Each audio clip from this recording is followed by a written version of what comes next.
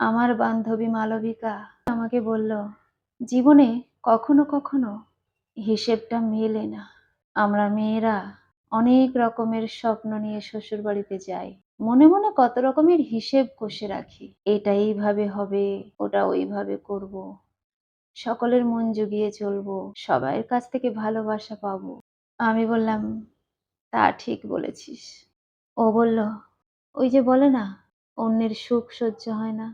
আমার পিসি শাশুড়ি আমাদের সংসারে ঢুকলো। আমার পিসি শাশুড়ি আমার সম্বন্ধে উল্টোপাল্টা কথা আমার শাশুড়ি মায়ের কানে লাগাতে লাগলো। আস্তে আস্তে আমার শাশুড়ি মায়ের প্রিয়ভাজন হয়ে উঠল তার ননদ। আর আমি হয়ে গেলাম চক্ষুশূল।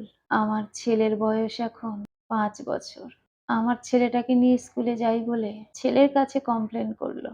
আমার মন যে চায় না গাড়িতে ওকে একা পাঠিয়ে দিই, সবে তার ৫ বছর বয়স। আমার স্বামী তার মায়ের কথা শুনে আমার ছেলের সঙ্গে যাওয়াটা বন্ধ করে দিল। আমি যেতাম না বলে আমার ছেলেটা খুব কাঁদতো। তার কান্না দেখে আমার বুকটা ফেটে যেত। মনে মনে হতো এদের কাছ থেকে চলে যাই অনেক দূরে আমার ছেলেটাকে নিয়ে।